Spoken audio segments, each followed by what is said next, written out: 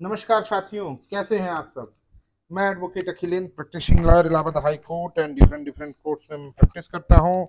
जरा माइक लगा लिया जाए, आवाज स्पष्ट हो जाएगी।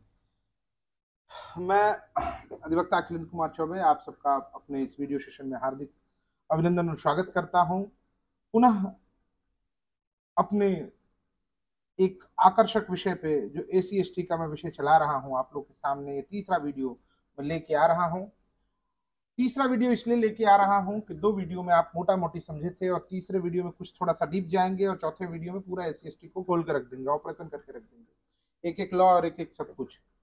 तो चलिए सबसे पहले बात करते हैं। सबसे पहले सामान्य लोगों को जानने की जानकारी है। देखिए, मेरा वीडियो बिल्कुल सरल शब्दों में बनाने का मैं प्रयास करता हूँ ताकि अधिवक्ता साथियों के साथ साथ सामान्य व्यक्ति भी समझ सके, और उसके लिए मैंने अपना प्रिपरेशन कर रखा है और अपने प्रिपरेशन को आपके सामने समक्ष रख रहा हूँ। आप इस जानकारी से अगर अच्छा महसूस होता है, ठीक लगता है, तो आप जरूर इस विषय पे अपनी राय रखने का कोशिश करेंगे। तो शुरू करते हैं, चलिए स्टार्ट करते हैं। देखिए, मैं प्यूनिटिव एक्शन सेक्शंस को आप लोगों के सामने खोलने जा रहा हूं। एसी एसटी एक्ट की बात मैं कर रहा हूं।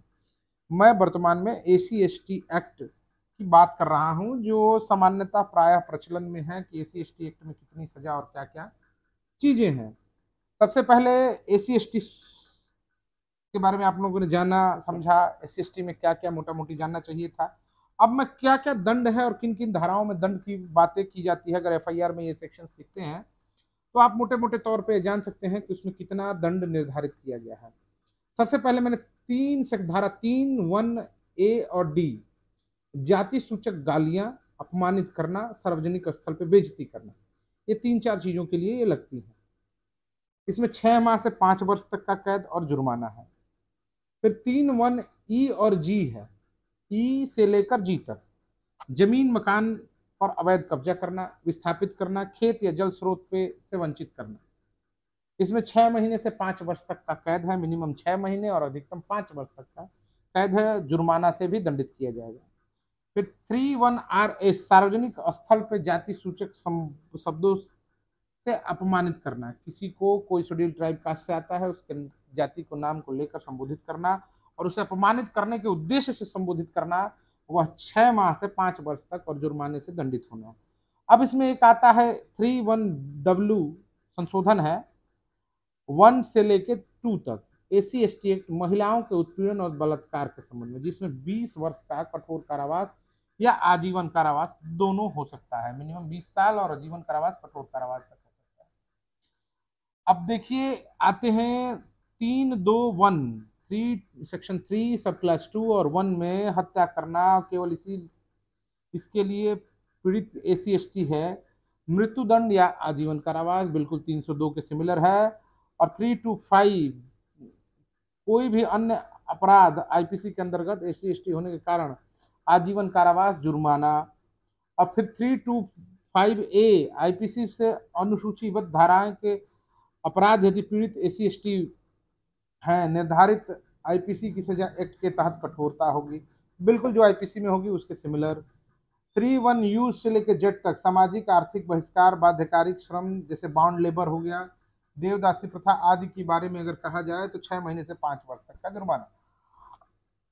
अब इसमें सेक्शन 4 आता है। सेक्शन 4 भी प्यूनिटिव की बात करता है, दंड की बात करता है। सरकारी कर्मचारी की लापरवाही, एफआईआर दर्ज न करने, जांच में देरी करने और पीड़ित को सुरक्षा न देने में 6 माह से 1 वर्ष तक की सजा है, अवेलेबल ऑफेंस हो सकता है। सेक्शन 5 जो है, अपराध में सहयोग, अमेंडमेंट का है, सहयोग का है, अबैटमेंट का है। यदि कोई व्यक्ति प्रत्यक्ष या अप्रत्यक्ष रूप से अत्याचार करने वाले का सहयोग करता है, समान दंड जैसे मुख्य अपराध के लिए होगा। जो उस दंड के लिए, जिस अपराध के लिए दंडित वो जिस अपराध के लिए उकसाया है, किया है, उतना ही उसके लिए देता है। झूठा सबूत, गलत मुकदमा, एसी एसटी के खिलाफ मुकदमा, झूठा मुकदमा चलाना या गलत साक्ष्य देना, समान दंड जो उसके जो झूठा मुकदमा और के लिए दंड आईपीसी में निर्धारित था, जो बीएनएस में कन्वर्ट हुआ है, उसके अनुसार ही दंडित किया जाएगा। सेक्शन 7, सामाजिक आर्थिक बहिष्कार, किसी गांव के समुदाय द्वारा एसी एसटी समाज को आर्थिक या धार्मिक गतिविधियों से बहिष्कार करना, 6 माह से 5 वर्ष तक का जुर्म कैद है और जुर्माना भी दिया जाएगा। सेक्शन 8, साक्ष्य का उल्टा बोझ, प्रिजम्पशंस, यदि अत्याचार हुआ है और प्राथमिक साक्ष्य मौजूद है, यह माना जाएगा कि अपराधी ने जानबूझकर किया है, अभियुक्त पर यह सिद्ध करने के दायित्व होगा वह अपराध नहीं किया है। Presumption of burden of proof shift हो जाता है इसमें सेक्शन 8 में। Section 9 special court, special court की बात करता है। सेक्शन 9 सभी अपराधों के लिए विशेष न्यायालय के गठन किया जाएगा और उनका ट्रायल 2 माह में पूरा करने का प्रयास किया जाएगा। सेक्शन 10 सामूहिक दंड, यदि किसी गांव समुदाय संगठन का अत्याचार किया गया है तो पूरे गांव को सामूहिक दंड का पात्र होगा। भारी जुर्माना, सामूहिक जुर्माना या अंतदंड दिया जा सकता है।